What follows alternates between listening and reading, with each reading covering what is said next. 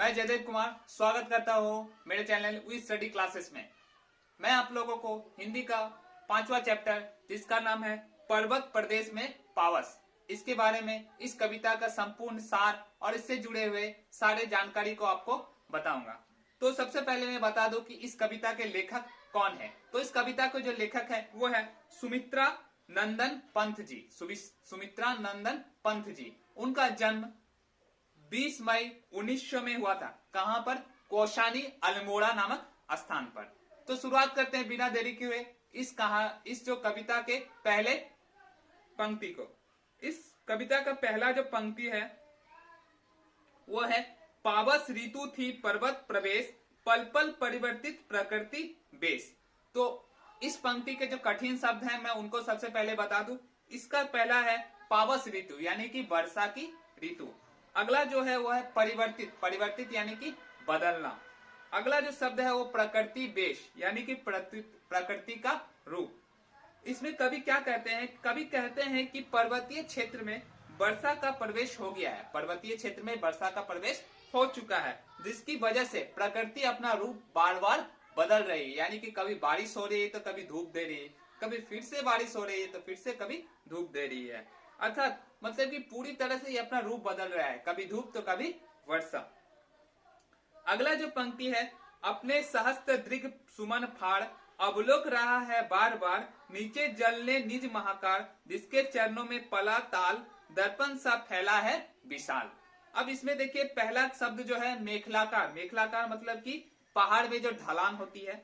सहस्त्र मतलब कि हजार, दृग सुमन मतलब पुष्प रूपी आंखें, अवलोकन मतलब कि देखना, महाकार मतलब विशाल आकार, ताल मतलब तालाब, और दर्पण मतलब आईना। अब देखिए इसमें कवि क्या कहते हैं कि पहाड़ों की तुलना उन्होंने कमर में बांधने वाले आभूषण यानी कि कमर में जो हम लोग बांधते हैं उस आभूषण से किया गया। कवि कहते हैं कि जिस प्रकार पहाड़ों के जो वन होते हैं, पहाड़ों में जो पेड़ होते हैं, जो पुष्प खिलते हैं, वो कैसा होता है कि बड़े मात्रा में, हजार सहस्त्र की मात्रा में खिलते हैं। जिस प्रकार हमारे कमर में जो आभूषण होते हैं वो बहुत सारे छोटे छोटे चीजों से मिलकर बने होते हैं और बहुत ज्यादा घने होते हैं। इसी प्रकार वर्षा ऋतु के आने से क्या होता है कि विशाल सरोवर जो है वो सरोवर पूरी तरह पानी से लबालब भर जाता है, और उस समय हमें अपना छवि कैसे दिखता है? आईने के भांति हमें दिखाई पड़ता है। अगला जो पंक्ति है वो कहता है कि गिरी का गौरव गाकर झरझर मध्य में नस नस उत्तेजित कर, मोती की लड़ियों से सुंदर झरते हैं झाग भरे निर्झर, गिरिवर के उर से उठ उठ कर आकांक्षाओं के से तरुवर है झांक रहे नीरव नभ पर, अनिमेष अटल कुछ चिंता पर। इसका जो कठिन शब्द है गिरी, गिरी यानी कि पहाड़, मद मतलब कि मस्ती, झग मतलब कि फैन, उर मतलब हृदय, तरुवर मतलब कि पेड़, अनिमेष मतलब एक टक। अब देखिए इसमें क्या कहते हैं कवि? इसमें क्या कहते हैं कि मोतियों की लड़ियों के समान सुंदर झरने झरझर कर कर अपने बारिश कर रही है, मतलब कि पानी नीचे की ओर बहा रही है और पहाड़ों का गुणगान कर रही है। मतलब इसमें झरना का बहुत सुंदर वर्णन किया है। उन्होंने कहा है कि झरने जिस प्रकार झरझर करके पूरे पहाड़ों से पानी को और पहाड़ों की तारीफ में वो पानी बहा रहा है। अगला कहते हैं कि उनका जो ध्वनि है, करतल की ध्वनि नस नस में जाकर बस रही है और उसे हृदय में प्रसन्नता भर रही है। पहाड़ों की हृदय से उठे अनेक पेड़ों से ऊंचा उठने की इच्छा एक तक दृष्टि से लगाए हुए हैं और उन्हें प्रेरणा दे रहे हैं कि हमेशा हमें मेहनत के बल पर ऊंचाई पर उठना आवश्यक है।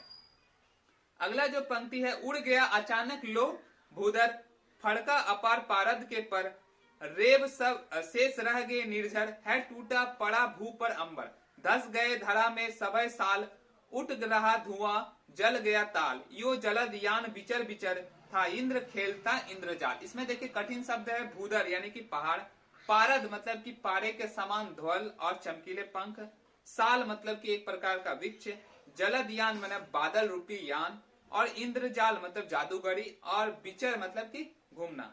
इसमें कवि क्या कहते हैं? कवि कहते हैं कि तेज बारिश के बाद मौसम ऐसा हो गया है कि पूरी तरह धुंध से भर गया है, मानो कि पेड़ कहीं छिप गया हो, गायब हो गया हो। ठीक है, ऐसा लग रहा है कि पूरे आकाश धरती पर आ गया है, झरने की आवाज सिर्फ सुनाई दे रही। प्रकृति के एक भयानक रूप ले लिया है, पेड़ों को बादल के अंदर छिप गया है, ठीक है। और तालाब क्या हो गया, तालाब में लग रहा है कि पानी के वजह से पूरी आग लग गई है, मतलब कि पूरी तरह से वो तालाब पानियों से भर चुका है और उसका पानी बाहर की ओर आने लगा है। और ऐसा लग रहा है कि इंद्रदेव अपना विमान लेकर पृथ्वी पर अपना जादू या फिर अपना इंद्रजाल फैला रहा है।